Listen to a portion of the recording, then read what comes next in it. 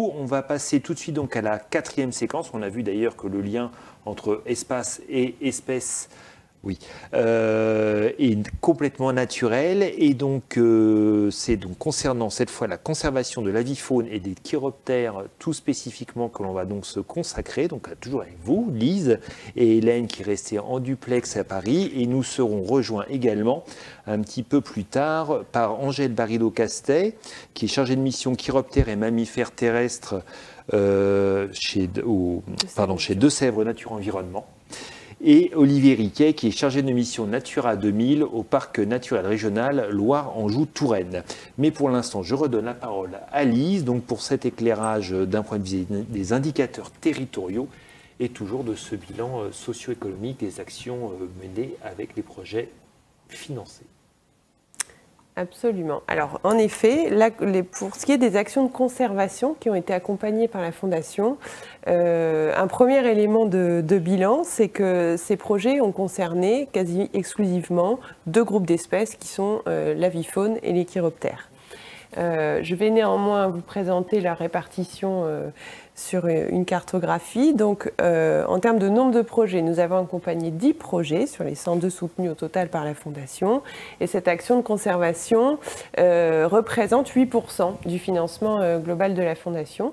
Là encore, en moyenne, on note une part de 49% de financement dans la réalisation de ces actions. On peut noter, concernant la répartition géographique, que seule la Gironde n'est pas concernée par la réalisation des projets soutenus. Parmi les indicateurs... Il y a une raison particulière? La raison, c'est que... Pas spécialement. Non, pas spécialement. C'est le fruit du résultat de la sélection des projets. C'est une réponse qui s'entend. Oui, non, c'est vrai. Il n'y a pas de raison particulière. C'est juste un résultat. Voilà. Très bien. La mobilisation concernant ces actions de conservation représente 373 personnes qui ont vraiment été mobilisées pour la réalisation de ces actions. C'est proportionnellement, encore une fois, au nombre d'actions soutenues, la thématique qui a mobilisé le plus de personnes. Et on a une occasion ici de souligner la très forte implication aussi des bénévoles des associations dans les actions menées sur le terrain pour les actions de conservation que l'on verra de manière très concrète dans les présentations qui vont venir par les porteurs de projets. Voilà, donc ça, je tenais à le souligner parce qu'on a accompagné une dizaine de projets, mais on constate que c'est vraiment la thématique qui a proportionnellement mobilisé le plus de monde. Ça veut dire quoi? Que les gens sont plus sensibles aux animaux? Ça veut dire plus que c'est à la faune qu'à la flore? Non, je pense que ça veut dire que ce sont des actions qui nécessitent d'être nombreux sur le terrain. D'accord. Voilà en tout cas ce que je voulais dire par cette remarque. Et en lien avec le premier point, on peut aussi, avec ce point que l'on vient d'aborder, on peut aussi mentionner la formation de près de 160 personnes. Donc là, en l'occurrence, principalement salariés et bénévoles des associations, pour ces actions qui portent sur des espèces très précises. Et enfin, 69 publications, presse ou articles scientifiques ont été réalisés dans le cadre de ces actions. Alors plus spécifiquement, concernant l'évaluation du muséum, l'évaluation scientifique, la totalité de ces projets ont donc fait l'objet de l'étude. Aucun n'a été exclu pour diverses raisons. Je vous le disais, principalement, quasi exclusivement, 2 groupes d'espèces concernées, les chiroptères et l'avifaune. Et un projet a été réalisé sur le milieu agricole, portant spécifiquement sur le milieu agricole. Alors, on l'a indiqué tout au long de la journée, ces données territoriales et socio-économiques, elles ont fait l'objet d'un rapport propre, distinct de celui du muséum. Et je voulais indiquer que ces groupes d'espèces, chiroptères et oiseaux, ont fait l'objet d'une analyse propre dans le cadre de ce rapport, parce que par ailleurs, ce sont des thématiques qui sont aussi fortement représentées pour la connaissance ou pour la restauration des milieux. Donc on a essayé de sortir ces résultats de bilan socio-économiques, territoriaux, pour les 3 thématiques, conservation, connaissance, restauration, mais aussi pour certains groupes d'espèces ou types de milieux particulièrement représentés dans les actions qui ont été soutenues. Alors je ne vais pas le détailler ici parce qu'on parle de la conservation au sens large, mais c'était pour indiquer aux participants qu'on avait aussi ces indicateurs spécifiques pour ceux qui seraient intéressés particulièrement par les chiroptères ou l'avifaune. Alors juste avant de vous passer la parole, Hélène, il y a juste quelque chose que je n'ai pas compris dans votre camembert, c'est pourquoi est-ce qu'on avait milieu agricole dissocié des oiseaux et des chiroptères? Parce que le projet agricole, en fait, on a 10 projets en tout qui ont concerné la conservation des espèces et des milieux d'ailleurs. Et on a un projet qui concerne le milieu agricole au sens propre. Et non pas des chiroptères ou des oiseaux. D'accord. Ok, je comprends mieux. Effectivement, d'accord. Espèces et milieux. Très bien. Bon, ceci étant précisé, donc Hélène, c'est à vous effectivement donc pour votre regard scientifique donc sur cette question de conservation de l'avifaune et des chiroptères. Oui. Alors, je veux bien la présentation en parallèle pour vous montrer l'analyse scientifique qui a été faite. Voilà, ça c'est la dernière diapo. Avant. Voilà. Bon, je pense que pour ceux qui nous suivent depuis ce matin, vous commencez à bien comprendre cet indicateur de la démarche de réalisation des projets qui a été étudié dans le cadre de l'analyse scientifique. Donc, vous connaissez les étapes scientifiques minimales de réalisation des projets. Donc là, pour ceux qui visaient la conservation des espèces, on passe encore d'un état des lieux des connaissances à l'atteinte des objectifs identifiés, en passant par l'inscription dans un plan d'action. Donc, on constate, tout comme pour la thématique de la restauration des milieux, que la plupart des projets soutenus par la Fondation suivent encore une fois bien cette démarche et sont plutôt bien structurés.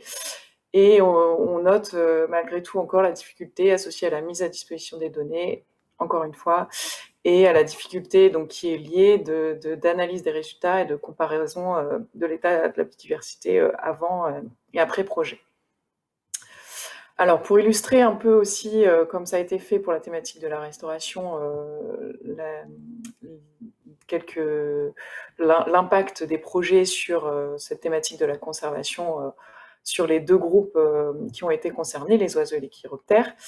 Voici quelques exemples. Donc, il y a eu, pour les oiseaux, la protection de Busard cendré et de Saint-Martin, en partenariat avec des agriculteurs. Et au total, sur 3 ans, il y a eu 164 nids localisés et une centaine d'exploitants agricoles qui ont été rencontrés.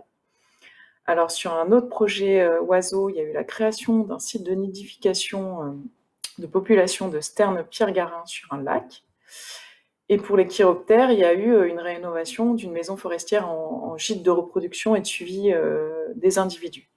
Donc ça, c'est quelques exemples, et il y en a 2 autres qui vont vous être détaillés après par la suite. Donc pour conclure, je vais vous présenter brièvement un peu les enjeux du territoire associés aux 2 groupes d'espèces qui ont été ciblés par cette thématique de la conservation. Donc pour les oiseaux, en fait, le territoire, c'est l'une des principales voies de migration européenne, donc ce qui lui donne une place capitale pour la préservation de ce groupe d'espèces, donc des oiseaux migrateurs, et particulièrement des oiseaux d'eau, donc sur le littoral ou dans les marais. Les zones humides aussi, elles sont particulièrement riches du point de vue de la bifaune, avec l'exemple de la guifette noire ou encore des colonies d'échassiers. Il y a aussi des espèces nicheuses qui sont, elles, plus forcément très nicheuses ou vraiment menacées du fait de l'altération de leur habitat. Donc, parmi ces espèces, on peut citer le râle déjeuner, qui est dans les prairies de fauche et les vallées alluviales, ou alors l'outarde canepetière, plutôt dans les grandes plaines agricoles de culture. Pour les chiroptères, donc là, c'est toutes les espèces qui sont recensées sur le territoire qui sont en jeu, puisque elles sont toutes, elles bénéficient toutes d'un plan national d'action et d'un plan régional d'action. Elles sont toutes protégées, elles sont toutes inscrites à la directive Habitat Faune Flore, et il y en a même quelques-unes qui sont menacées ou quasi menacées, comme par exemple le rhinolophe euryale. Voilà, donc les exemples cités précédemment et ceux qui vont maintenant vous être présentés dans le détail illustrent un peu comment les projets soutenus par la Fondation ont permis de répondre à une partie de ces enjeux du territoire.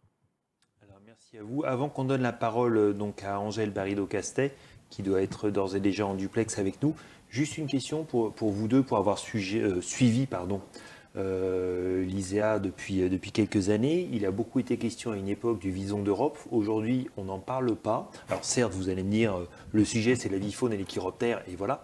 Est-ce que ça veut dire que le Vison ne fait pas partie en fait des bilans qui ont été dressés et qui seront disponibles sur le site l'ISEA? Alors, aussi bien sur les indicateurs territoriaux que vous avez oui, que sur la question de l'évaluation scientifique. Si, bien sûr, le Vison d'Europe, c'est une espèce dont les dernières populations se trouvent sur les territoires qui nous concernent aujourd'hui. Donc, elle fait partie des enjeux identifiés, notamment par l'évaluation d'Hélène et dans le cadre de la Fondation. On a en effet accompagné, notamment, on accompagne le projet LIFE Vison porté par la LPO qui vise la conservation de cette espèce. Hélène peut peut-être aller dans le détail, mais il se trouve que dans notre classification, ce projet vise d'abord la restauration de l'habitat favorable au vison. Et donc, voilà pourquoi aujourd'hui, pour la conservation, on n'évoque pas le Vison d'Europe, parce qu'il se trouve dans les actions classées dans la restauration, absolument, des milieux. Ça fait appel à ce qu'on disait tout à l'heure, le fait qu'on pouvait avoir des projets qui étaient à cheval sur les deux, et finalement, il faut bien choisir au final en quel des deux on le met. Ouais. Du coup, Hélène, je ne sais pas si vous avez matière à apporter quelques compléments d'information par rapport à cette question, finalement, qui trouve déjà une réponse assez complète. Oui, non, c'est ça, c'est qu'effectivement, on a dû faire des choix difficiles de regroupement de projets dans une thématique principale, et donc le Vison d'Europe s'est pas retrouvé dans la conservation parce qu'il s'avérait que c'était plutôt le projet soutenu était plutôt lié à la restauration de milieux. Donc on a bien étudié ce projet associé au Vison d'Europe, mais pas dans le cadre de la conservation. On peut considérer que c'est parce que c'est une espèce parapluie, donc effectivement, si on préserve le milieu, on préserve l'espèce, mais aussi tout un ensemble d'espèces qui sont alentours. Oui, c'est ça, tout à fait. Le projet qui a été soutenu dans le cadre d'un programme LIFE visait à la restauration des milieux favorables au Vison d'Europe, mais aussi à toutes les espèces qui y sont associées. Ouais. Très bien. Bah, écoutez, puis aussi, le Vison d'Europe... pardon. Non, je t'en prie, je t'en prie. Le Vison d'Europe a fait l'objet d'un projet qui a été soutenu sur les 102 au final. Donc, il n'y avait pas forcément l'objet d'en parler non plus trop longuement. Très bien. Bon, moi je posais la question effectivement parce que j'en avais entendu parler et j'imagine que certaines personnes qui nous regardent aussi devaient se demander où était passé le Vison. Bah maintenant, voilà, vous savez. On va donc tout de suite passer la parole à Angèle Barrido-Castet. Donc, vous êtes avec nous, Angèle? Oui, bonjour. Voilà, bonjour, merci d'être avec nous aujourd'hui. Et donc, le projet dont vous allez nous parler concerne l'étude et la protection des chauves-souris, donc les chiroptères, donc plus particulièrement les anthropophiles en Poitou-Charentes. C'est ça. Eh bien, nous vous écoutons. Du coup, j'ai une présentation aussi de mon côté et je vais essayer de prévenir à chaque fois pour changer les diapos. Donc, je suis donc Angèle Barrido-Castet, chargée de mission chauve-souris et mammifères terrestres au sein de Deux-Sèvres Nature Environnement. Et je vais vous présenter en particulier le programme Refuge pour les chauves-souris. Je souhaitais signaler que je suis arrivée au sein de l'association début 2020. Donc, les chiffres et les illustrations que je vais vous présenter sont ceux de mes prédécesseurs ou de mes collègues des autres membres. Alors, je passe à la diapo numéro 2. Tout d'abord, je vais parler un petit peu des chauves-souris ou chiroptères, qui signifie en grec celui qui vole avec ses mains. En effet, les chauves-souris ont des doigts très allongés. Et entre ces doigts une membrane de peau qui constitue l'aile. Et ce sont les seuls mammifères connus à ce jour capables de voler. On dit souvent qu'une chauve-souris est toute en aile. On peut le voir ici sur la photo du grand rhinolophe. On voit bien que l'envergure des ailes est bien plus importante que la taille du corps. Et puis, si l'on compare les ossatures, on s'aperçoit que nous aussi, nous avons 5 doigts, mais malheureusement, ils ne sont pas aussi longs que ceux des chauves-souris, et donc c'est pour ça que nous n'avons pas d'ailes. Alors, je passe à la diapo numéro 3. Les chauves-souris européennes et françaises ont un cycle biologique qui est parfaitement adapté à leur régime alimentaire, qui est quasi exclusivement insectivore. Par conséquent, en hiver, comme il y a peu ou pas d'insectes, les chauves-souris hibernent. Elles vont s'installer dans des froids humides, comme des grottes, des cavités d'ouvrages d'art, de pompes, par exemple. Alors que l'été, les femelles, elles vont se regrouper en colonies ou de parturition dans des gîtes beaucoup plus chauds, puisqu'elles ont besoin de chaleur pour le développement des petits. Et là, on va retrouver les chauves-souris plutôt dans nos combles, dans nos greniers, derrière nos volets par exemple, mais aussi dans des arbres et une fois de plus dans les cavités de pont. Sur la photo à droite en haut, ce sont des greffes, mais cette fois en hibernation, donc léthargiques. Et juste en dessous, vous avez des pipistrelles communes, ce sont des petites chauves-souris qui vivent dans nos maisons, ce sont nos meilleurs colocataires d'ailleurs.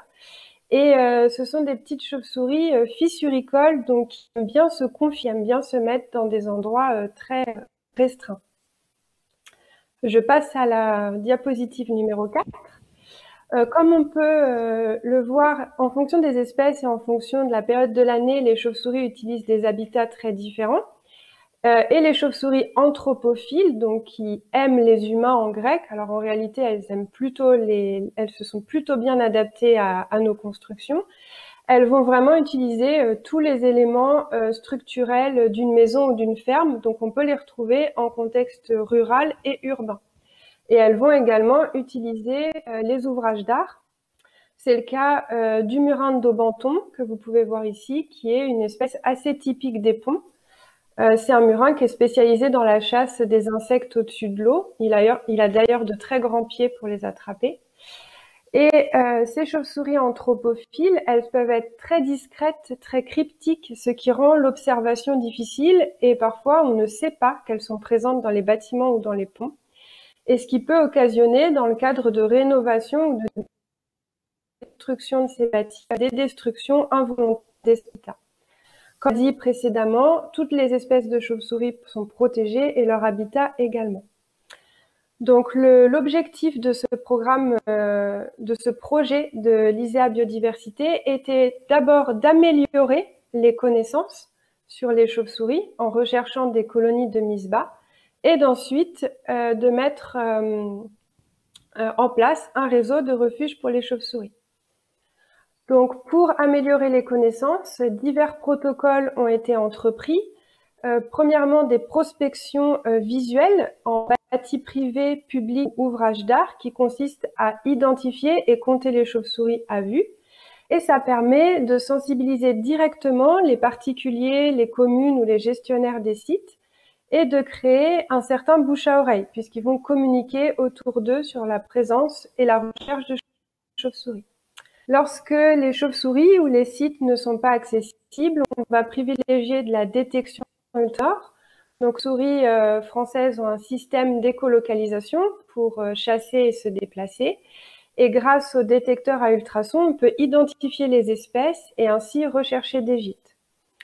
Enfin, on peut mettre en place du radiopistage ou de la télémétrie qui consiste à capturer des individus sur un terrain de chasse, par exemple, donc ici au-dessus d'un cours d'eau, et on va poser des émetteurs sur des femelles allaitantes. Comme elles sont allaitantes, ça veut dire qu'elles ont un petit qui les attend dans le gîte, donc elles vont retourner au gîte assez vite, et grâce à l'émetteur, on va pouvoir les suivre et ainsi découvrir leur gîte, que ce soit en bâti ou en contexte arboricole. Alors je passe à la diapositive numéro 6. Donc entre 2013 et 2016, ce sont près de 13 000 individus qui ont été observés, ce qui est quand même un nombre assez conséquent. Et dans le tableau, je vous présente une partie des résultats qui ont été obtenus sur les 3 années d'études. La première chose que l'on peut noter, c'est que tous les sites qui ont été prospectés ne sont pas forcément favorables aux chauves-souris. Il y a certains sites qui ne présentent pas de potentialité d'accueil. Pour autant, c'est près de 17 espèces de chauves-souris qui ont été observées sur les 26 connues dans la région Aix-Poitou-Charentes. Donc c'est plutôt important. Et puis, surtout, les prospections ont permis de découvrir de nouvelles colonies, donc des colonies qui n'étaient pas connues par les associations, et certaines présentant des enjeux de conservation assez importants.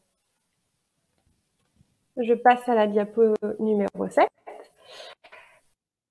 Suite à ces prospections et à cette amélioration des connaissances, a été initié un réseau de refuges pour les chauves-souris. Donc, les refuges sont des opérations contractuelles, gratuites et basées sur le volontariat. C'est une convention qui est signée entre une collectivité ou un particulier et une association référente sur le département. La collectivité ou le particulier s'engage à avoir des pratiques favorables aux chiroptères ou à l'accueil potentiel de chiroptères. En échange, les associations ont un soutien scientifique et technique et à suivre la colonie de chauves-souris s'il y en a une. C'est un programme qui a été créé par le groupe mammalogique breton et il est coordonné à l'échelle nationale par la SFEPM, donc on a des refuges partout en France.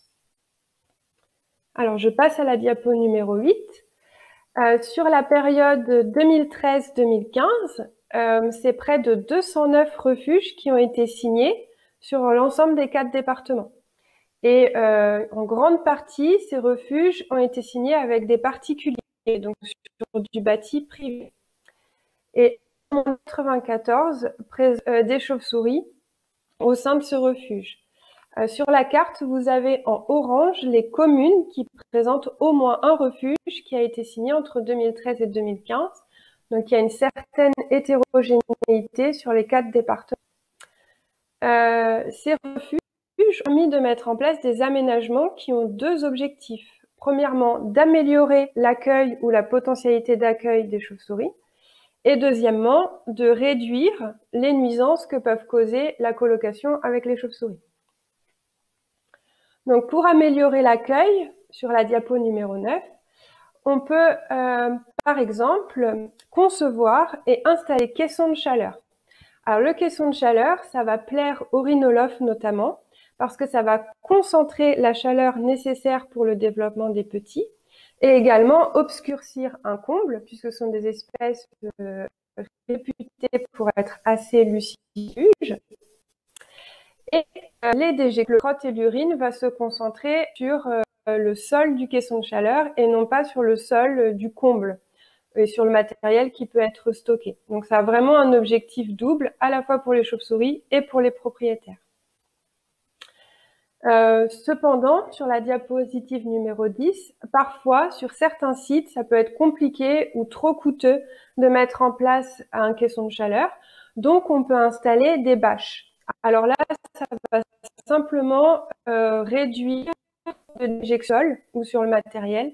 Ça ne va pas avoir un objectif d'amélioration d'accueil pour les chauves-souris, la bâche. Je passe à la diapositive numéro 11. On peut aussi accueillir des chauves-souris, même si on n'en a pas chez soi, en améliorant un petit peu son bâti.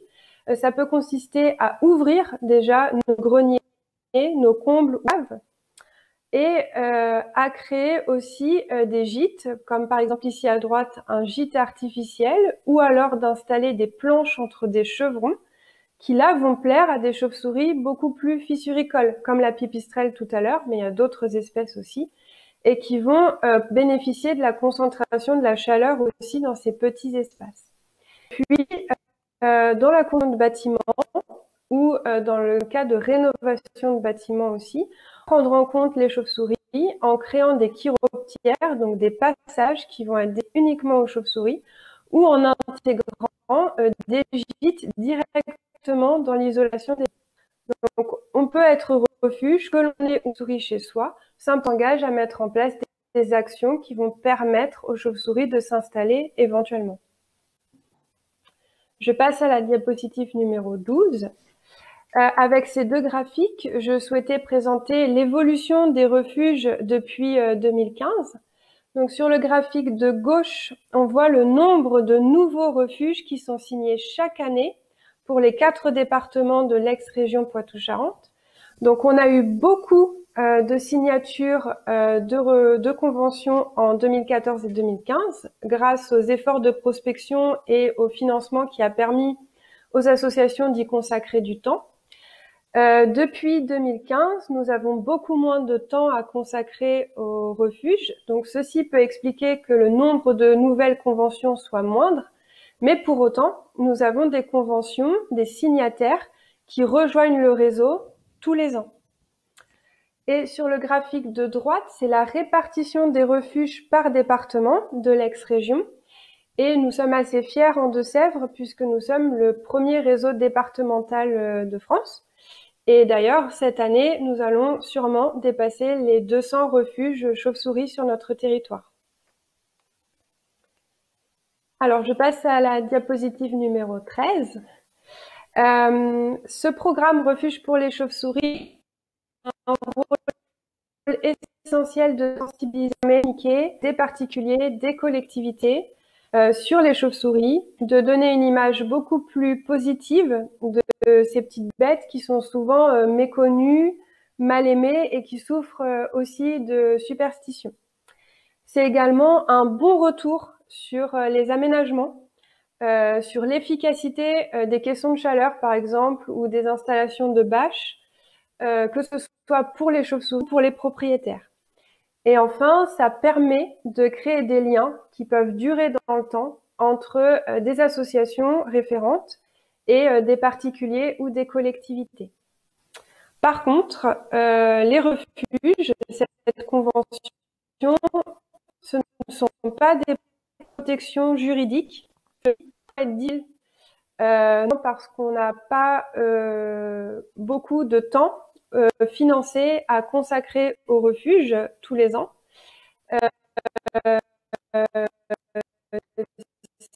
C'est d'autant plus compliqué si on a beaucoup de refuges, par exemple Sèvres. Et puis, on peut aussi monter à des difficultés quand il y a des propriétaires ou des changements d'équipe municipale qui ne sont pas forcément sensibles aux chauves-souris. Donc, ça demande de retravailler sur la sensibilisation aux chiroptères et les risques qu'elles peuvent subir. Et voilà, j'ai fini avec la diapo 14. Je vous remercie de votre attention et je suis prête à répondre à vos questions. Merci à vous pour cette présentation. Alors, on a vu que la connexion Internet parfois était un petit peu capricieuse. Je ne sais pas si vous m'entendez bien, mais tout de suite, une question qui vous est adressée et vous verrez ô combien pragmatique. Comment faire pour devenir refuge ?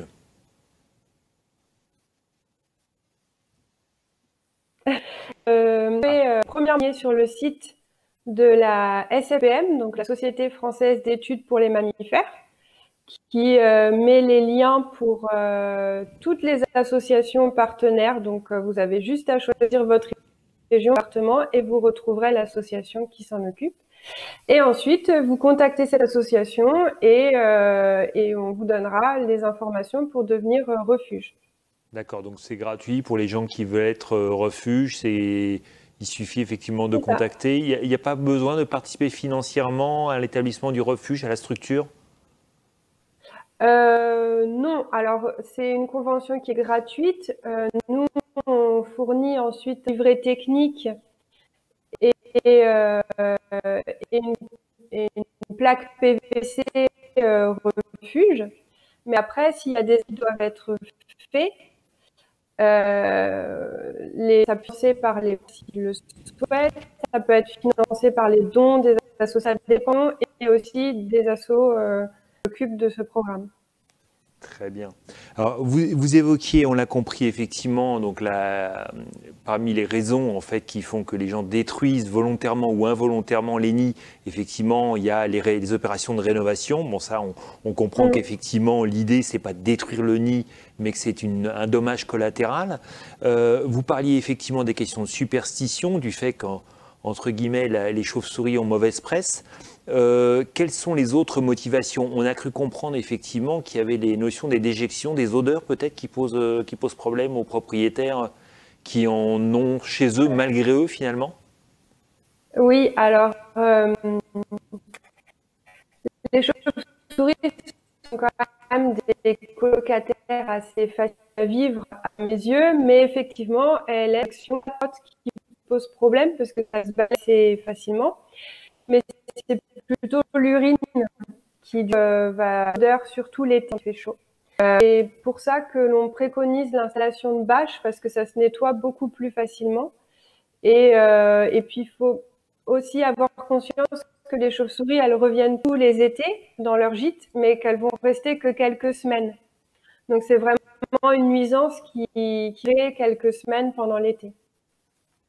Alors d'ailleurs, justement, sur ce côté nettoyage, parce qu'on a une deuxième question, effectivement, particulier du 79, où peut-on se renseigner? Donc effectivement, on a eu un élément de réponse tout à l'heure. S'agissant par contre de l'entretien du refuge, ça c'est le propriétaire accueillant ou c'est là encore des associations qui viennent, celles qui ont notamment installé le refuge, qui s'en occupent? Alors, pour le nettoyage, ça peut être le propriétaire. Donc, c'est un nettoyage qui doit être fait absolument quand les chauves-souris ne sont pas là, hein, puisqu'elles sont très sensibles au dérangement. Donc, il faut attendre qu'elles soient parties. Après, quand c'est des grosses colonies où il y a beaucoup de nettoyage à faire, ça peut aussi être l'occasion de chantiers bénévoles. C'est-à-dire qu'on a des bénévoles qui sont prêts à venir aider pour nettoyer, pour concevoir des questions de chaleur, par exemple. Très bien. Alors Lise a une question pour vous. Oui, Angèle, justement, dans le cadre du suivi de ces refuges, pardon, vous l'évoquiez, par manque de temps, parfois il est difficile pour vous de réaliser ces suivis. Mais que donnent ces conventions passées avec les particuliers dans le temps? Est-ce qu'elles sont pérennes? Est-ce qu'elles sont renouvelées de manière quasi systématique? Ou est-ce qu'une nouvelle convention s'achève l'année suivante, dans les grandes lignes? Alors, les conventions sont signées pour 1 an et avec une reconduction tacite. Mais à tout moment, un propriétaire ou une collectivité peut demander à ne plus être refuge, donc à se retirer du réseau. Voilà. Mais la plupart des refuges perdent dans le temps parce que, comme je le disais, c'est quand même un gros travail de sensibilisation. Et donc, on a réussi à instaurer un lien de confiance entre des refuges et des associations. Donc, ça dure quand même dans le temps. Il y a un vrai lien qui se crée. D'accord. Alors effectivement, oui, vous confirmez, hein, donc n'importe qui peut être refuge, ça peut être propriétaire privé, collectivité, parce que c'est une question encore qui revient. Manifestement, je pense qu'après la journée, vous allez avoir ou en tout cas, l'association dont vous parlez tout à l'heure va avoir des demandes. Hein. A priori, ça va, un peu de communication ne se fait pas de mal. Oui. On peut être refuge, que l'on soit un propriétaire privé ou une collectivité, et que l'on ait ou non des chauves-souris chez soi. Même si on n'a pas de chauves-souris, on peut devenir refuge et on va s'engager à installer, utiliser de pesticides, par exemple, dans son jardin. C'est des petites actions comme ça, favorables aux chauves-souris, mais aussi aux autres espèces, aux autres animaux. D'accord. Je me permets de vous poser une dernière question avant que qu'on passe au projet donc, favorable au RAL des Genêts. S'agissant des précautions particulières concernant les refuges, est-ce qu'il y a des choses qu'il faut prévoir pour pas que le refuge serve finalement à une autre espèce que celle qu'on souhaite conserver, à savoir donc les chiroptères? Est-ce que notamment les pigeons, les chasseurs, les prédateurs, le mot m'échappe, je vais vous laisser de répondre. En tout cas, vous avez bien compris le sens de ma question. Oui, alors parfois, c'est le cas par exemple pour les églises, les pigeons peuvent poser un problème parce qu'ils colonisaient les églises. Donc effectivement, on peut mettre en place des systèmes qui vont ne laisser passer que les chauves-souris, comme je le disais tout à l'heure, les chiroptères, et éviter aux pigeons de s'installer. Après, quand on crée des gîtes, on va aussi éviter d'installer au même endroit des chouettes et des chauves-souris, parce que les chouettes prédatent les chauves-souris, Pour autant, si les chouettes sont déjà présentes, eh bien, on ne peut pas les chasser puisque ce sont aussi des espèces protégées. Donc, ça peut parfois être l'occasion de mettre des aménagements qui préparent l'espace, un espace pour les chauves-souris. Si je comprends bien votre réponse, ça veut dire qu'il y a aussi des opérations, des projets pas forcément portés par l'ISEA, je ne sais pas, concernant des refuges pour les chouettes. Alors, refuge, je ne sais pas s'il existe un refuge pour les chouettes, mais on peut effectivement mettre des aménagements et notamment des nichoirs pour les chouettes dans nos bâtis aussi. Ok, d'accord. Donc effectivement, et ça, du coup, j'imagine que vous installez un refuge, il y a une communication qui se fait au préalable pour effectivement pas installer les deux à proximité. Oui, voilà, on va essayer de garder un équilibre quand même. Enfin, si la chouette est déjà présente, bien évidemment, on va la laisser, mais on va essayer de garder un équilibre. On va éviter que les deux espèces se retrouvent au même endroit. D'accord. Eh bien, écoutez, merci Angèle beaucoup pour cette présentation et donc pour ce projet. On va donner la parole donc maintenant à Olivier Riquet, donc j'ai dit tout à l'heure, chargé de mission Natura 2000 au Parc naturel régional Loire-Anjou-Touraine, concernant donc les mesures d'urgence pour la sauvegarde du râle des genêts en basse-vallée de la Vienne. Olivier, est-ce que vous êtes avec nous? Je suis avec vous, je vous entends très bien. J'espère que c'est pareil pour vous. Écoutez, c'est parfait. Voilà, nous vous écoutons, sachant que je crois que vous avez une petite vidéo à nous passer en introduction concernant le râle des genêts. Oui, exactement. Alors, c'est vous qui donnez le tempo. D'accord. Est-ce qu'on pourrait, du coup, juste avant la vidéo, voir la première slide, justement pour vous donner quelques mots introductifs pour lancer la vidéo? Ça va arriver. On s'y emploie. Pas de souci. Voilà, ça y est. Ça marche. Donc du coup, tout d'abord merci à la fondation l'ISEA pour me permettre effectivement de vous présenter ce projet qui a été soutenu pendant plus de 5 ans, là de 2013 à 2018, qui concerne le râle des genêts. Donc je vous détaillerai un petit peu la vie de cet oiseau après la vidéo dans ma présentation. Juste rappeler, voilà, avant le lancement de cette vidéo, que ce projet s'inscrit dans la dynamique d'un site Natura 2000 qui s'appelle les basses vallées de la Vienne et de l'Indre. On est sur la Touraine, donc on est sur le département de l'Indre-et-Loire. Et voilà, là, l'action d'ISEA dans le cadre de ce projet a été vraiment une action complémentaire très intéressante pour la préservation de cet oiseau que vous allez voir dans la petite vidéo. Voilà, donc si vous voulez la lancer, il n'y a pas de souci.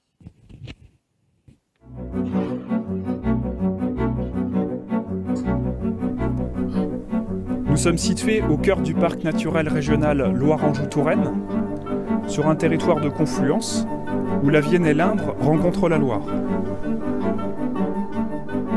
C'est un paysage remarquable de bocage et de prairies, façonné par l'homme et en particulier par l'élevage.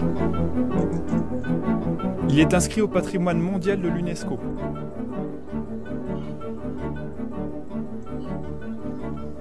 On y retrouve beaucoup de prairies inondables, fauchées ou pâturées, qui abritent une biodiversité riche, ce qui a d'ailleurs permis son classement en site Natura 2000.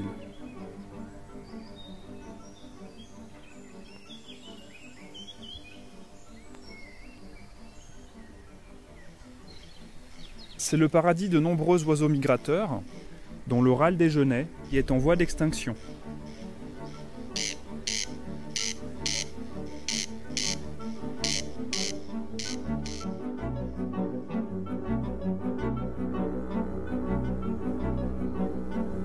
En juin, c'est la période délicate des fauches, pendant laquelle le râle niche au sol. Naturalistes salariés et bénévoles accompagnent l'agriculteur pour préserver cet oiseau menacé. Cela passe par des actions assez simples, comme le retard de fauche ou la barre d'envol, qui sert à faire fuir les animaux au passage du tracteur.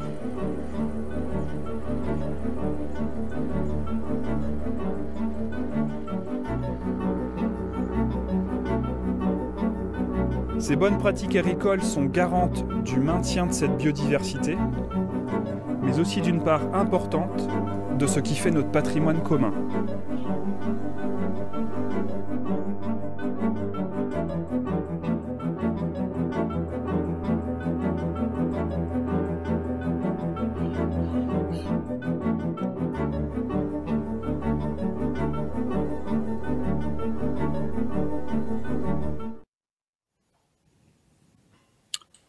Voilà, donc si vous m'entendez toujours, Oui. ce petit documentaire, voilà, il a été réalisé en 2018, fin 2018, et l'idée c'était de valoriser justement les actions qui ont pu être mises en œuvre sur ce site-là, qui est vraiment remarquable pour son avifaune.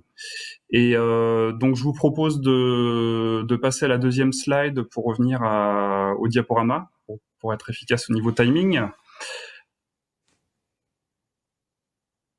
Donc là, alors voilà, c'était le petit plan introductif. Donc en fait, je vais vous présenter très rapidement les problématiques qu'on peut avoir sur ce site Natura 2000 et notamment la problématique du râle des genêts. Et on passera très rapidement sur la mesure d'urgence qui a été mise en place grâce à la Fondation pour la protection de cet oiseau. Donc on n'est pas sur une action vraiment de connaissance, c'est une espèce qui est déjà bien suivie sur le site, mais pour lesquels on avait besoin de compléter le dispositif de protection, donc j'y reviens tout à l'heure. Et puis je vous présenterai pour conclure les principaux résultats qui ont pu être sortis de ce partenariat sur 5 ans, et puis aussi les suites et les perspectives, notamment puisque cette mesure-là perdure aujourd'hui malgré la fin du partenariat avec la Fondation. C'était important pour nous d'avoir une pérennité de cette action. Voilà. Donc on peut passer à la diapositive suivante. Donc le site des Basses Vallées de la Vienne et de l'Inde, on vous l'a dit, c'est un site Natura 2000, donc il a été désigné au titre de la directive oiseaux en 2005, et c'est à peu près 5600 hectares de prairies et de boisements inondables qui ont été classés.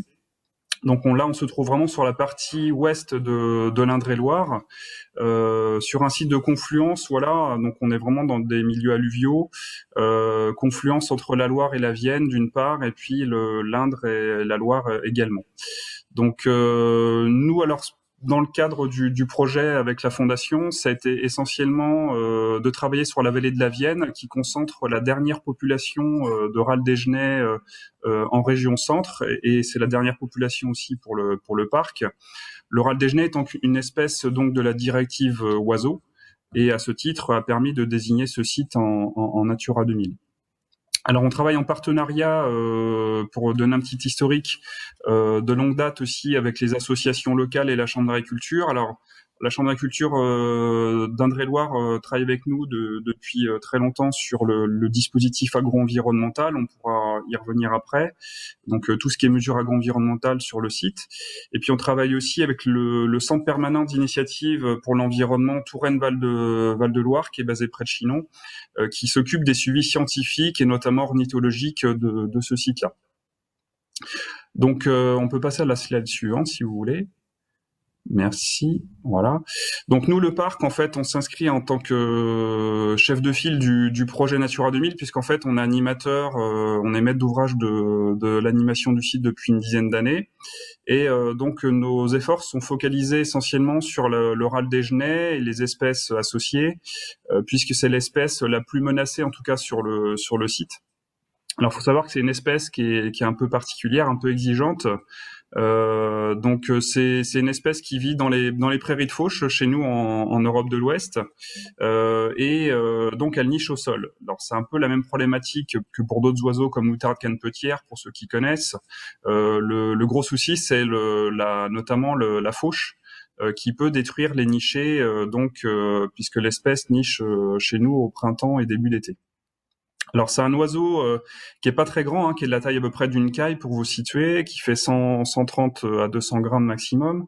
Un oiseau migrateur qui plus est, qui vient se reproduire chez nous en Eurasie, puis va hiverner en Afrique.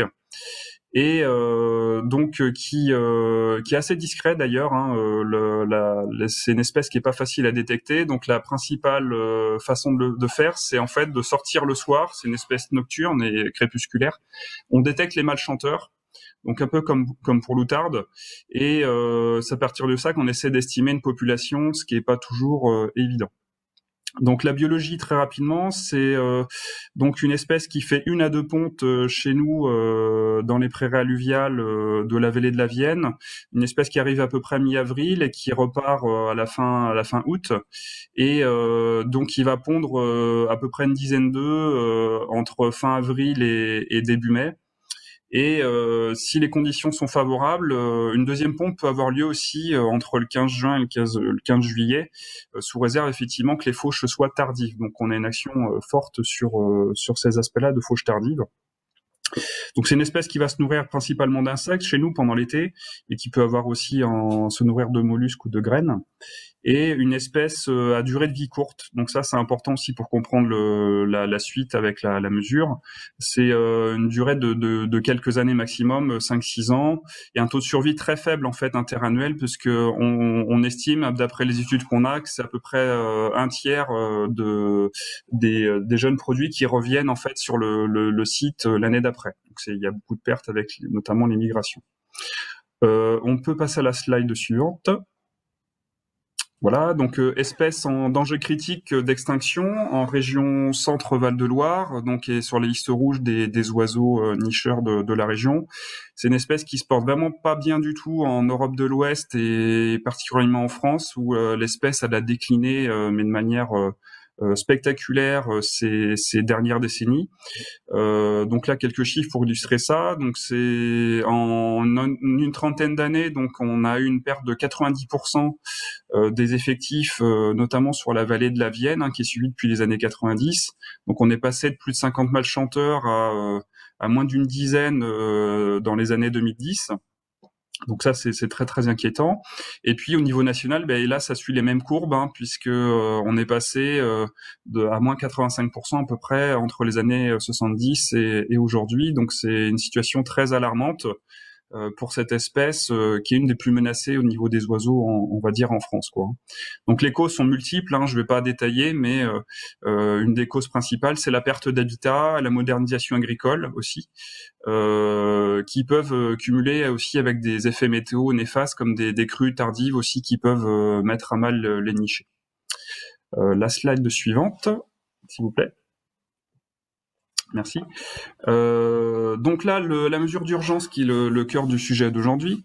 Donc ça s'est révélé face à cette situation un petit peu alarmiste, un outil complémentaire qui nous semblait intéressant à développer. Donc d'où notre réponse à l'appel à projet de la Fondation en 2013. Et donc l'idée de cette mesure d'urgence, c'est quoi? Très simplement, c'est de protéger les prairies où en fait on a détecté des malchanteurs, en supposant que l'endroit où les cantons des mâles s'installent sera le site de nidification de l'espèce, s'il y a une femelle effectivement qui vient se présenter. Donc sachant que que c'est une mesure qui arrive en complément des mesures agro-environnementales de retard de fauche qui sont déjà en place, mais ces mesures agro-environnementales, c'est des actions qui sont sur 5 ans et qui ne tiennent pas forcément compte de la position des oiseaux de l'année. Donc ça, c'est aussi un inconvénient majeur du dispositif agro-environnemental. Donc il nous semblait important aussi de trouver une mesure assez souple, annuelle, qui permette aussi de combler cette lacune et donc de proposer une mesure de protection forte sur les derniers sites de nidification. Donc ça nécessite déjà de repérer les malchanteurs, de définir les cantons. Donc c'est ce que vous avez sur le petit schéma, c'est le petit cercle jaune avec un nuage de points bleus à l'intérieur qui localise les mâles. Et à partir de ça, en fait, on définit une zone de refuge, donc qui est délimitée en rouge, là, en pointillé rouge. Alors ça, c'est la théorie. Et nous, on était partis sur une protection de 1 à 2 hectares autour de ces cantons de malchanteurs, avec une indemnité qui a été fixée en fonction de la perte fourragère. Cette perte fourragère étant estimée à environ 500 € hectare. Donc c'est ce qui est a priori accepté par la profession agricole. Donc cette indemnité en échange de quoi? D'une absence de fauche ou de pâturage pendant toute la saison printanière et estivale, avec une fauche qui n'aura lieu ou un broyage que en septembre, quand les oiseaux se seront reproduits et seront partis en migration. On peut passer à la slide suivante si vous voulez. Alors cette mesure d'urgence, elle avait l'avantage effectivement d'être axée aussi comme pour les mesures agro-environnementales sur du volontariat, mais avec une mesure réactive annuelle. Alors la première année 2013, ça a été un bilan mitigé parce qu'en fait c'était le tout début de l'information, donc la communication était pas encore très bien passée auprès des exploitants. On a eu des résultats assez timides sur cette première année. On a eu un exploitant qui s'était engagé pour préserver un hectare sur un site où il y avait un mâle chanteur. Ça a très bien marché ensuite à partir de 2014, qui a été la meilleure année de souscription en termes à la fois de surface et puis aussi de nombre d'exploitants qui se sont engagés. Alors toujours dans l'idée en complément des mesures agro-environnementales qui sont en place. Donc voilà, après globalement on a eu des résultats assez satisfaisants. Alors peut-être pas à la hauteur des surfaces qu'on aurait espéré, mais il fallait s'adapter aussi au contexte local, c'est-à-dire qu'on a eu aussi des effets météo. Les effets météo, c'est notamment des crues tardives comme il y a eu en 2016, ou alors des sécheresses assez importantes qui ont apporté une réticence, en tout cas des exploitants, à mettre beaucoup de surface en refuge, puisqu'en fait un refuge c'est aussi une perte fourragère, donc et en période de sécheresse, vous le savez, c'est là où on a aussi le plus besoin de fourrage en réserve pour les éleveurs. Donc il a fallu tenir compte aussi de ces aspects-là, et puis il fallait aussi tenir compte du nombre d'oiseaux qui étaient présents, puisque d'une année sur l'autre, on n'avait pas forcément de garantie d'avoir autant de mâles chanteurs que les années précédentes. Donc ça aussi, c'était deux paramètres importants qui peuvent expliquer la fluctuation des résultats. Mais globalement, donc des résultats assez intéressants. On peut passer à la diapositive. Non, peut-être pas la diapositive suivante. Voilà, c'est une petite animation qui continue. Vous pouvez continuer. Voilà pour présenter. Voilà, très bien. Donc en fait, ça vous montre aussi l'évolution du nombre de râles en fait sur la population de râles en fait en conséquence de cette mesure d'urgence. Donc là, je vais très vite, mais juste pour vous montrer que la population avait légèrement augmenté. Alors elle était faible, déjà au départ, on est sur 5-6 mâles chanteurs maximum sur le site depuis une dizaine d'années. Mais on a une petite hausse assez intéressante, en tout cas en 2014 et jusqu'en 2016. Et après, une inflexion de la courbe à partir de 2016, parce qu'on a eu une crue très tardive, hélas, qui a décimé un peu la population. Donc une crue en début juin. Et on était rendu à 12 mâles chanteurs, donc on n'avait pas atteint ce niveau depuis très longtemps. Mais avec la crue tardive, effectivement, ça a rebaissé. Puis on a du mal à remonter la pente aujourd'hui pour l'espèce. Alors, une petite précision aussi par rapport au râle des genêts. Donc, le râle n'a pas été la seule espèce qui a bénéficié de la mesure de protection, puisqu'on a eu aussi le tarier des prés et puis le courlis cendré qui ont pu rejoindre le dispositif à partir de 2015. Donc ça, c'était aussi un grand merci à la Fondation pour avoir permis de réajuster le tir en cours de route pour protéger ces deux espèces-là qui sont aussi très menacées, des espèces qui ont la même biologie que le râle et qu'on a pu aussi préserver à travers cette mesure. Alors on peut passer à la slide d'après. Donc ça c'est juste un exemple, voilà, d'action qu'on a pu mener. Donc ça, avec une cartographie, donc là sur la vallée de la Vienne. Donc pour vous montrer la complémentarité entre les mesures de protection, on a les mesures de mise en défense qui sont des mesures agro-environnementales. Donc c'est toutes les zones en vert qui sont aussi mises en refuge. Et quand on a des oiseaux qui sont placés en dehors de ces zones refuge, eh bien la mesure d'urgence venait là en complément, si possible, avec acceptation de l'éleveur, pour compléter le dispositif de protection. Vous avez une petite photo aussi, vous voyez un râle là, voilà, qui a été capturé pendant un suivi de fauche, un jeune râle, voilà, de 3-4 semaines avec la mue des plumes. Donc c'est des oiseaux qui sont vulnérables à cette période-là parce qu'ils ne sont pas encore volants. On peut passer à la slide d'après. Donc avant de conclure, juste dire aussi qu'il y a eu une adaptation au-delà des espèces qui sont le tarier des prés et le courlis qui ont pu être intégrés. On a eu un petit reliquat de crédit en fait en fin 2017 qui a pu être réorienté. Donc là aussi un grand merci à la Fondation. Donc on a pu grâce à cela faire deux choses. Donc améliorer en tout cas les connaissances avec l'achat d'un matériel bioacoustique.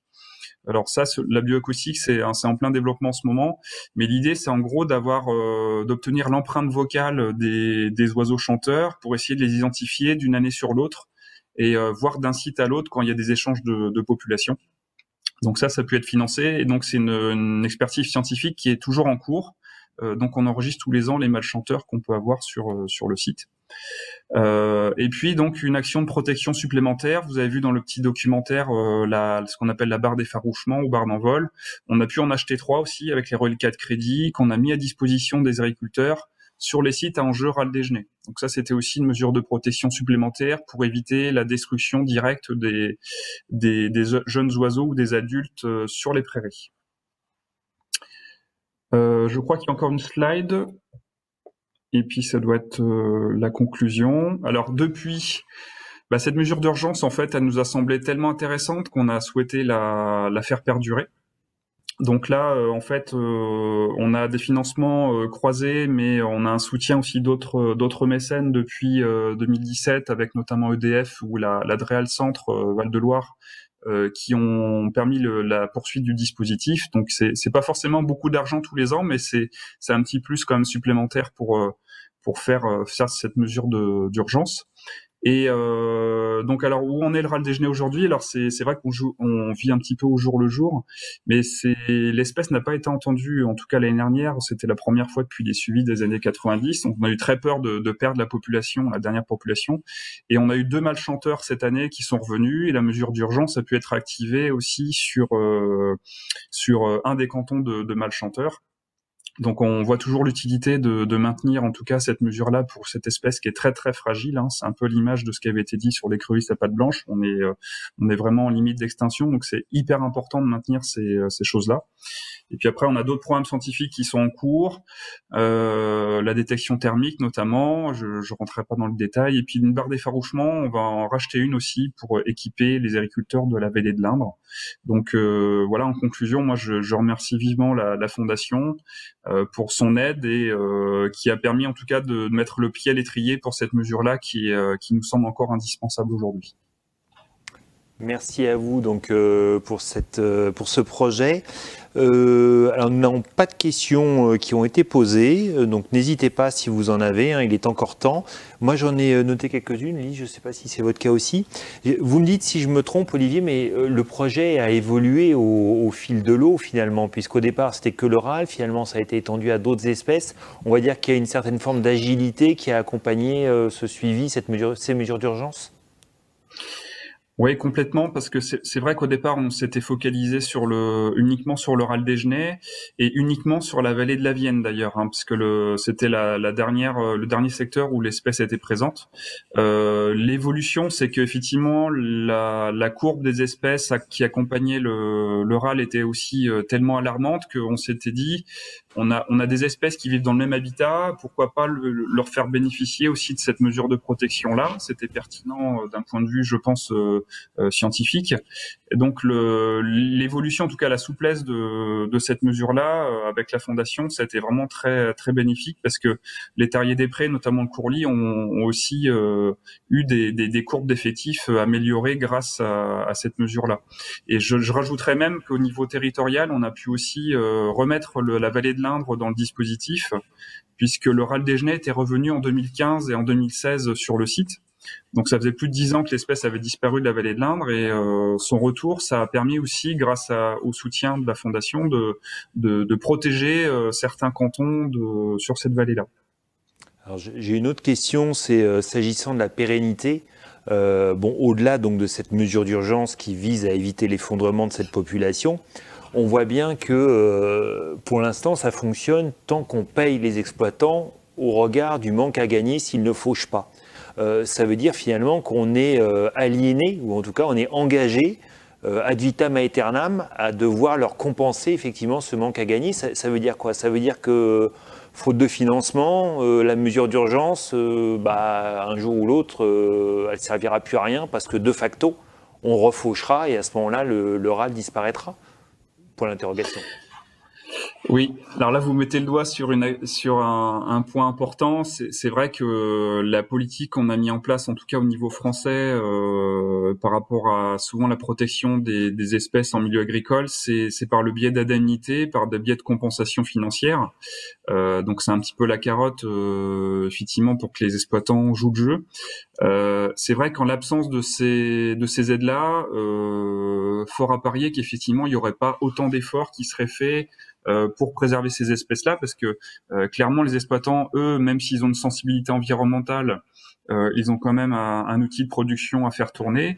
Et en fait, voilà, s'il n'y a pas cette aide financière, aujourd'hui, clairement, la sauvegarde de cette biodiversité est très très compliquée. Après, il y a d'autres procédés qui peuvent être mis en place. Alors, je reviens notamment sur ce qui a été dit précédemment par le SEN pour les pelouses sèches. C'est un peu la même idée, c'est que il peut aussi y avoir de l'acquisition foncière, par exemple, et puis faire une gestion, mais un peu artificielle. C'est-à-dire que si on sort du jeu les agriculteurs, la plupart des prairies finalement elles n'existent plus. Donc on a en fait besoin de l'agriculteur, de l'élevage pour maintenir ces prairies-là qui sont l'habitat de prédilection du râle. Mais ces prairies-là, voilà, faut qu'elles soient gérées d'une manière assez particulière et il faut le dire assez contraignante pour les éleveurs. Donc si on n'a pas cette compensation, effectivement aujourd'hui on n'a pas de solution parce que même si on achète ces terrains-là, il faut bien les gérer. Et aujourd'hui la gestion, on va dire, la plus efficace et la plus économe, c'est la gestion agricole. Très bien. Mais écoutez, merci beaucoup pour cet élément de réponse et donc la présentation de ce projet. Merci à vous, donc Angèle, Hélène et Lise, donc d'avoir participé à cette troisième session concernant donc ce troisième axe suivi par la Fondation. Hélène, on arrive au moment donc des conclusions. Donc c'est la dernière phase de cette journée. Je vous propose de reprendre la parole. Vous êtes toujours là ? Oui, je suis là. Super, vous êtes toujours là. Donc pour les résultats de l'évaluation scientifique, on vous a vu effectivement à chaque fois à ces différents moments de la journée nous livrer votre analyse d'un point de vue scientifique. Quels sont au final donc les résultats que vous en tirez et puis surtout les perspectives que cela permet d'envisager pour l'avenir?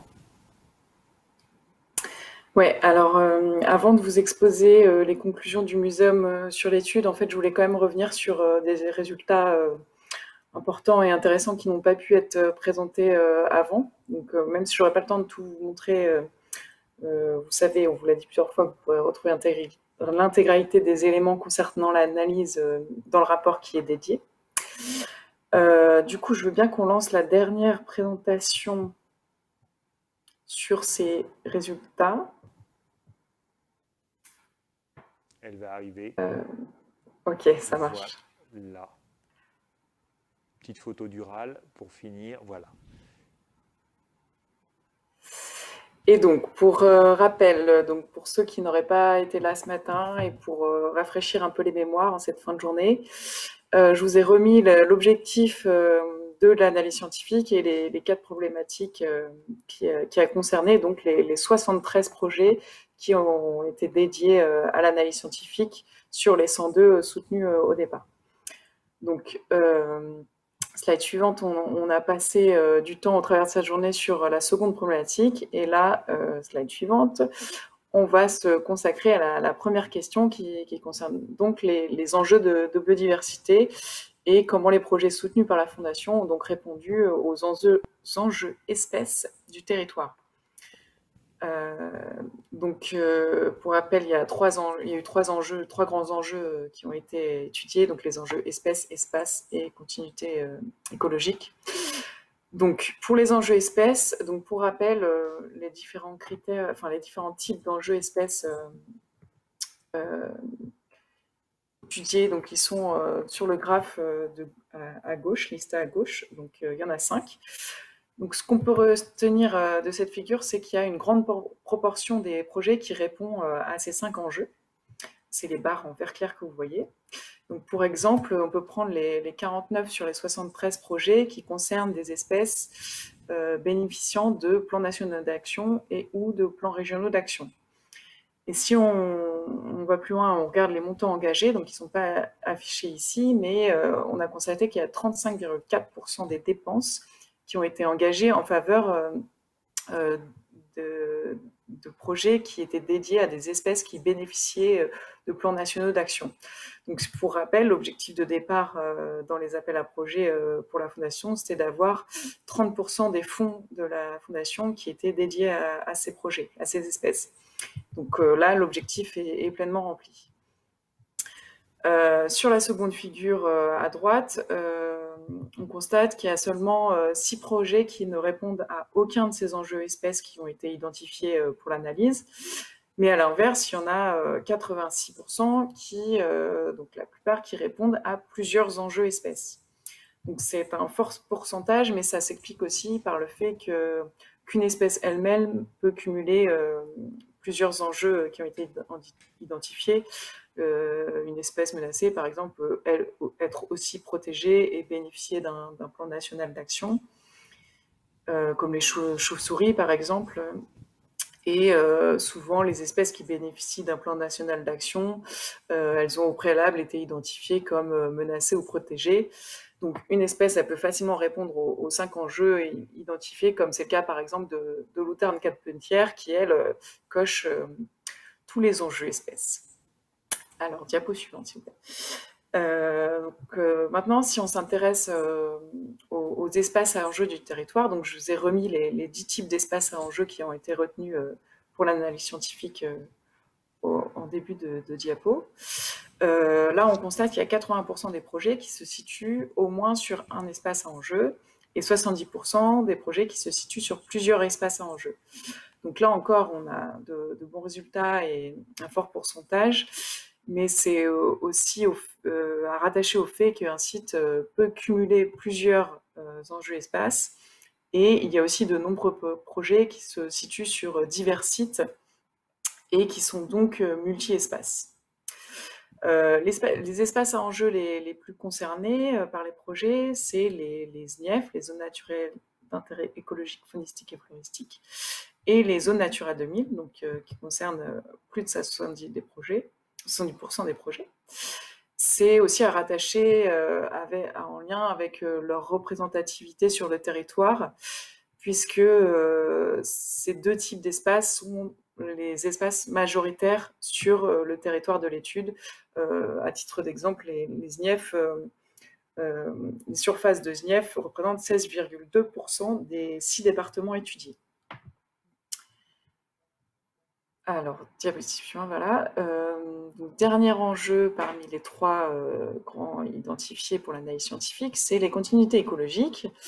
Donc là, ici, on a 89% des projets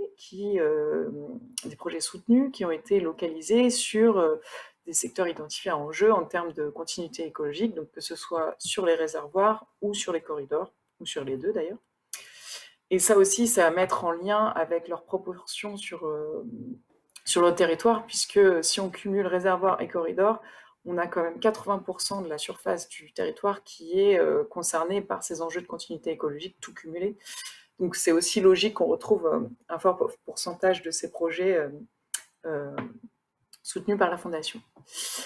Les projets concernaient à la fois la trame verte et la trame bleue, donc pas majoritairement l'un ou l'autre. Et on est aussi allé dans le détail des sous-trames concernées. Et là, on retrouve un lien entre les sous-trames principalement concernées par les projets soutenus et leur représentation sur le territoire, puisque on retrouve majoritairement des projets qui concernent les zones humides, la sous-trame forestière et bocagère. Et c'est aussi les 3 sous-trames qui sont les plus représentées dans les documents de continuité écologique sur le territoire. Il y a juste une exception, donc, qui est la sous-trame de pelouse calcicole, qui a quand même fait l'objet de nombreux projets soutenus par la Fondation, alors qu'on la retrouve en très faible proportion sur le territoire de l'étude. Donc, pour répondre pleinement à cette problématique des enjeux de biodiversité, on a aussi regardé comment les projets s'articulaient avec les politiques de biodiversité aux différentes échelles. Donc, on constate qu'il y a 90% des projets qui ont été soutenus qui s'inscrivent dans des programmes existants issus des politiques publiques. Donc que le projet soit cofinancé dans le cadre du programme ou que les actions du projet soient en accord avec les objectifs du programme.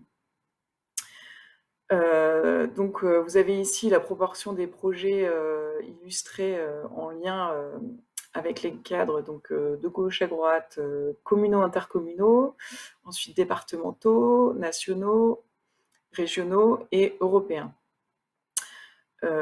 Alors, je ne peux pas rentrer dans le détail de ces types de documents dans lesquels les projets s'inscrivent, mais vous avez quelques exemples à différentes échelles. Et si je prends par exemple l'échelle nationale, il y a de nombreux projets qui sont inscrits dans les plans éco-phyto pour les milieux agricoles. Et on a aussi le programme LIFE, par exemple, au niveau européen, qui a fait l'objet de projets soumis. Est-ce qu'on peut juste revenir un tout petit instant sur la précédente? Juste ce pourcentage, il peut paraître élevé, mais il est plutôt dans la norme et conforme aux attentes concernant les financements en faveur de la biodiversité. Et il aurait même pu être supérieur, puisque en fait, les pouvoirs publics sont aussi là pour jouer un rôle dans la production d'informations nécessaires pour étayer les politiques et fournir des cadres réglementaires et administratifs pour optimiser les dépenses et leur impact sur la préservation de la biodiversité. Donc, de manière globale, on peut dire que l'analyse effectuée montre une action engagée par la Fondation cohérente avec les politiques publiques en faveur de la biodiversité. Alors, voilà, donc on a vu une partie des résultats qui répondaient à la première problématique. Et pour finir, en fait, je vais juste vous présenter rapidement les résultats qui sont associés à la valorisation. Puisque au-delà des projets qui étaient exclusivement dédiés à la sensibilisation et à la formation qui ont été étudiés dans le cadre de l'analyse générale par Ecosphère, mais pas intégrés dans l'analyse scientifique menée par le MUSEUM, en fait, les projets dont l'objectif était l'amélioration de la connaissance, la restauration et la conservation, ont consacré une partie de leur financement obtenu à la valorisation de leurs projets par différents moyens de sensibilisation. Donc, au total, sur les 73 projets, il y en a 65 qui ont été valorisés par sensibilisation, ce qui correspond aux 89% que vous voyez affichés ici. Donc, cette dimension, elle a été très développée pour chacun des 65 projets et ces projets, ils ciblent plusieurs publics, donc vous voyez sur la figure de gauche, et ils présentent différentes formes que vous voyez sur la figure de droite. Donc si j'explique rapidement la figure de gauche, en fait, on constate une valorisation auprès de 4 types de cibles, donc les grands publics et le scolaire, les scientifiques et les experts, les gestionnaires et les agriculteurs, et les collectivités et les élus. Donc la cible principale quand même des projets, ça a été le grand public et les scolaires, avec 57 projets sur 73 qui ont fait l'objet de sensibilisation auprès de cette cible. Sachant qu'un projet peut avoir touché différentes cibles. Un même projet. Ensuite, pour les catégories de valorisation, majoritairement, donc les 60 projets là que vous voyez, c'est une valorisation au travers d'événements, que ce soit des conférences, des séminaires ou des ateliers. Ensuite, on a 47 projets qui ont plutôt valorisé via des médias et la presse, avec des émissions de radio, des articles ou des communiqués de presse. Ensuite, on a 46 projets qui ont fait l'objet de valorisation au travers de divers supports comme des plaquettes d'information, des flyers, des affiches ou encore des posters ou des films. Ensuite, on a 35 projets qui ont fait, eux, l'objet de valorisation plutôt au travers de dispositifs numériques, donc au travers de sites internet ou de réseaux sociaux. Et enfin, on a 27 projets qui ont été valorisés au travers de publications scientifiques et de littérature grise comme des rapports. Et encore 27 qui ont, eux, ont agi sur la formation d'acteurs. Et enfin, donc, diapositive suivante, en fait, pour finir. Ouais. Voilà les 4 points donc très brefs qu'on peut retenir de l'analyse scientifique que nous avons menée au MUSEUM sur les projets qui ont été soutenus par la Fondation. Donc, on l'a vu tout au long de la journée, en fait, les projets accompagnés sont très localisés, mais aussi très dispersés sur l'ensemble du territoire et concernent les 6 départements. Les actions sont variées et elles sont en elles-mêmes très diverses, puisque on a vu que l'ensemble des actions possibles pour préserver la biodiversité ont été financées avec la connaissance, la restauration, la conservation. Tous les types de connaissances ont été financés, les suivis, les inventaires, les études de recherche, les espèces qui ont été peu documentées, plus documentées, tous les types de milieux ont fait l'objet d'attention, que ce soit des milieux marins, aquatiques ou des milieux terrestres. Donc il y a une diversité de porteurs de projets et de sujets abordés, et aussi de territoires concernés, qui ont montré une large adhésion aux objectifs qui étaient fixés dans les appels à projets. Donc ce constat, ça pose quand même un peu la question de la cohérence entre les actions et de leur synergie, puisque il peut exister parfois des conflits d'intérêts entre plusieurs espèces. Certains actes bénéfiques pour des espèces peuvent être néfastes pour d'autres. Second point à retenir, c'est qu'il y a une vraie réponse adaptée aux enjeux de biodiversité et aux besoins identifiés sur le territoire, comme je viens juste de vous le montrer. C'est lié aussi à cette diversité d'actions soutenues et à leur localisation, puisque les projets répondent aux trois grands enjeux identifiés, espèces, espace et de continuité écologique. Donc ça aussi, ça a été conditionné aussi par le vaste cadre qui a été défini dans les appels à projets, et aussi l'attention particulière qui a été apportée pour les espèces qui bénéficient de plans nationaux d'action. Et aussi l'inscription donc dans des programmes existants issus de politiques publiques, ça montre une cohérence aussi avec les grandes politiques et ça répond aux besoins identifiés. Troisième point, donc, c'est l'impact favorable à la biodiversité, mais qui est difficilement quantifiable. Donc, on l'a vu aussi tout au long de la journée, les étapes scientifiques minimales d'élaboration des projets ont été bien respectées, suivies, peu importe la thématique. Et les projets accompagnés par la Fondation ont été efficaces sur le terrain au regard des objectifs et des retours sur le terrain aussi qu'on a eu. Mais le grand objectif d'améliorer la connaissance est, comme je l'avais déjà dit, à distinguer des objectifs spécifiques à chaque projet et pouvant être atteints.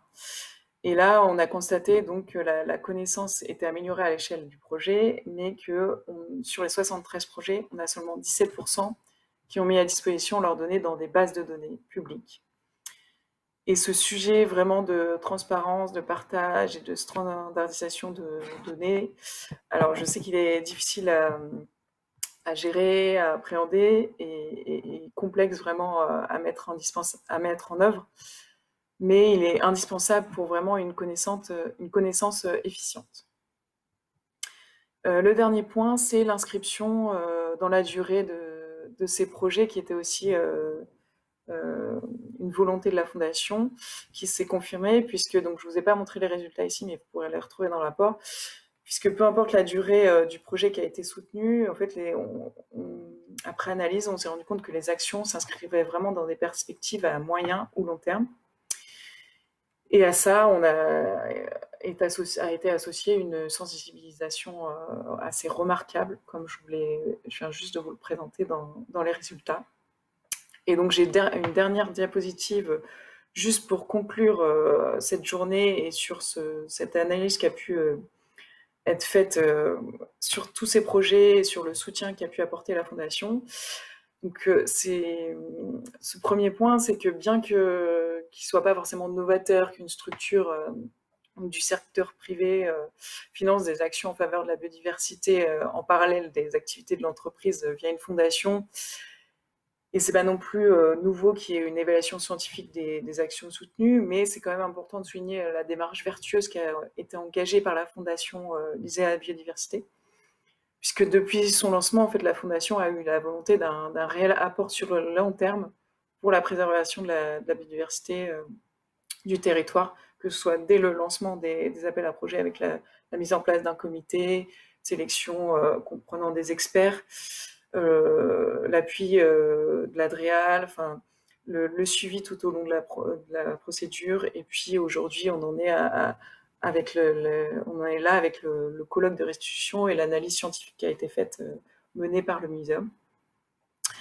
Le second point, c'est que on a vu les aides engagées par l'ISEA biodiversité, ça a été un réel succès pour la biodiversité, donc sur le terrain, dans les 3 axes d'intervention.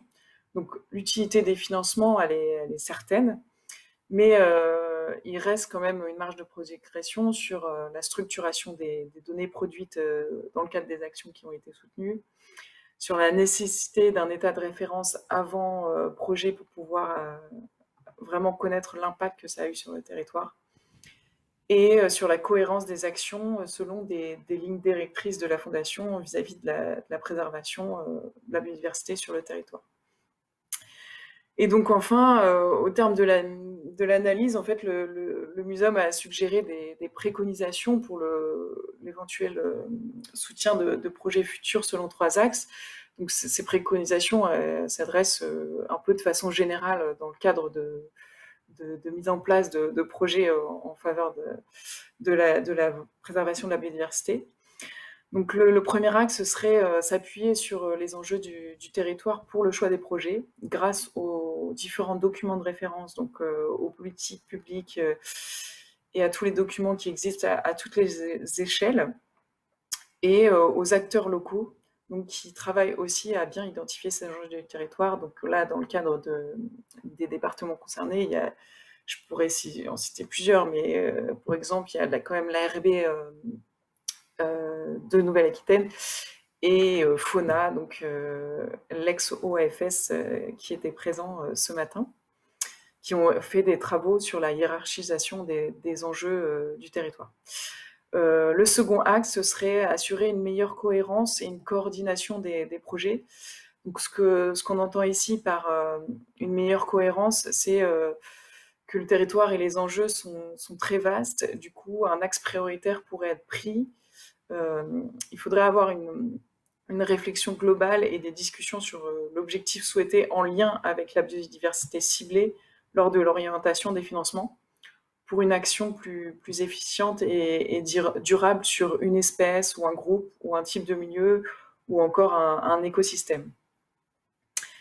Et last but not least, donc vous l'avez compris, on en a parlé pendant toute la journée, c'est l'obligation, même si c'est peut-être pas forcément évident à mettre en place, en tout cas la forte attention à porter sur la bancarisation des données issues des projets dans des bases standardisées publiques, que ce soit à l'échelle régionale ou nationale, puisqu'on a un besoin de transparence de ces données brutes produites, dans un véritable objectif de contribution à l'amélioration des connaissances scientifiques. Et pour une connaissance efficace, un partage des données est indispensable. Voilà, j'en ai fini, je vous remercie. Merci Hélène, c'est nous qui vous remercions pour ces éléments conclusifs et ces préconisations pour l'avenir. Nous allons donc maintenant donner la parole à Hervé Le Queignac, qui est président de la Fondation l'ISEA pour la biodiversité. Donc Hervé Le Queignac qui est en duplex, voilà, qui est avec nous. Monsieur le Président, voilà, vous avez écouté la journée, vos éléments de conclusion, et puis je crois que vous avez les informations à nous donner justement concernant la poursuite des dispositifs de soutien au projet. Oui, merci. Merci à Hélène pour cette conclusion qui était très détaillée et qui couvrait bien tous les sujets et qui sera très utile pour nous, d'une part pour orienter les axes de nos actions futures et puis aussi améliorer. On a vu qu'au-delà de la biodiversité, il y avait aussi un impact socio-économique à travers le nombre de personnes impliquées, le nombre d'embauches, les contributions à la sensibilisation du public et les actions de formation. Mais ce qui va compter pour nous beaucoup, c'est d'intégrer les recommandations en termes d'amélioration. Et en ce qui concerne la diffusion des informations, c'est un sujet qui nous sensibilise beaucoup et qu'on va aussi faire beaucoup progresser dans les informations qui concernent toutes les mesures compensatoires du projet, donc qui sont toutes les autres mesures environnementales au-delà de celles des fondations, et puis le respect des obligations réglementaires, où on a développé un outil qui va permettre déjà de partager toutes les informations sur les suivis de toutes ces mesures avec les services de l'État, avec les associations, avec les conservatoires. Et ça va permettre d'avoir un dialogue permanent et pour tout le monde un accès à l'intégralité des données au fur et à mesure qu'elles sont disponibles sous forme informatique et donc avec des outils de recherche et un usage très, très utile pour toute analyse scientifique ou autre sur ces données.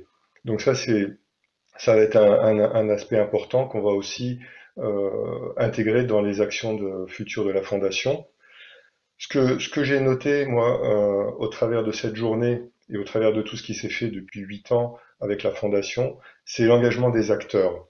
Et c'est ça qui est aussi très valorisant et qui nous a donc incité à poursuivre dans la durée les actions de la Fondation. Et jusqu'à présent, on avait des actions dans le domaine de la biodiversité, dans le domaine des gaz à effet de serre avec la Fondation LISEA Carbone et de la lutte contre l'exclusion avec le fonds de dotation Sillon Solidaire. Donc on a décidé que ces 3 entités qui avaient été créées ensemble en 2012 seraient fusionnées en une seule à partir de l'année prochaine, qu'on va appeler le fonds SEA pour la transition des territoires. Et on va rester dans les enjeux de transition écologique et solidaire. On va essayer, comme l'a fait remarquer Hélène aussi, de trouver des axes stratégiques dans les actions de ce futur fonds. Ça restera une démarche partenariale et un travail avec les acteurs du territoire. Les appels à projets seront aussi construits pour apporter des solutions concrètes aux enjeux qui seront identifiés avec les territoires. Et le premier appel à projet donc, portera sur la transition agroécologique et les enjeux d'insertion sociale, tous en lien avec l'agriculture. Et pourquoi ce choix de l'agriculture? Parce que on a trouvé que c'était d'abord un très bon support d'insertion par l'activité économique. Ensuite, la relation avec les acteurs du monde agricole est continue depuis 2012 à travers les 3 fondations et fonds de l'ISEA. Et les acteurs agricoles sont aussi nos partenaires dans beaucoup de mesures compensatoires. Et d'autre part, ça a été mentionné plusieurs fois pendant les exposés aujourd'hui, on voit les terres agricoles sont très très représentées au travers des territoires traversés par la ligne à grande vitesse. Donc ça c'est le projet. On est en train de constituer les équipes et puis tout le premier appel à projet sera piloté par Lise et lancé en début d'année prochaine avec tout l'accompagnement pour le choix et ensuite le suivi de ces projets. Donc ça nous donne une bonne vision pour le futur et comme ça a été remarqué, que ce soit pour les mesures compensatoires ou que ce soit pour l'action des fondations, on se rend compte qu'une action ponctuelle, elle est peut-être très bien à un moment donné, mais si elle se poursuit pas, et l'enjeu du financement est critique dans tout le suivi de ces actions, et si elle se poursuit pas dans le temps, elle est pas si utile que ça. Et c'est vrai comme l'ISEA a un contrat de concession de 50 ans, on est là pour longtemps, et ça nous permet de lancer des actions avec une vision très long terme sur l'ensemble de ces actions. Voilà. Pour finir, je vais remercier Lise et Hélène qui ont été quand même les 2 architectes de ce colloque et qui était très intéressant. Sébastien Rouet et puis vous David aussi pour l'animation et puis toutes celles et ceux qui sont intervenus que vous n'avez pas vus, que vous ne voyez pas, mais qui ont contribué aux études et à la réalisation de ce colloque et j'espère que vous avez apprécié cette journée. Merci à vous, Monsieur le Président. Effectivement, oui, je vous confirme, à titre personnel, j'ai apprécié. D'ailleurs, je remercie également Lise et Hélène qui m'ont accompagné tout aujourd'hui, ainsi que tous les porteurs de projets qui ont été en duplex avec nous. Également, merci à vous qui nous avez suivis depuis ce matin ou rejoints à la pause à 13h30, plutôt après la pause déjeuner. Juste un dernier mot pour finir. Sachez que vous aurez la possibilité de retrouver dans les quelques jours à venir, d'une part, donc le replay de cette journée, vous avez compris qu'on a enregistré en parallèle de la diffusion en direct, donc d'ici quelques jours, elle sera disponible sur les sites de lisea.fr, www.lisea.fr, et ce sera accompagné donc des slides qui ont été diffusés pendant cette journée, des cartographies donc de manière étendue, au-delà même de celles qui vous ont été présentées, vous les retrouverez toutes, et également, bien évidemment, les 2 rapports d'études qui ont été évoqués aujourd'hui. Vous les retrouvez dans la version complète, les 2 rapports, donc d'une part socio-économique et d'autre part concernant l'évaluation scientifique. Donc tout ça à retrouver dans les jours à venir, a priori début de semaine prochaine, sur le site de l'ISEA, lisea.fr. Merci à vous tous de nous avoir suivis et passez une bonne fin de journée. À bientôt.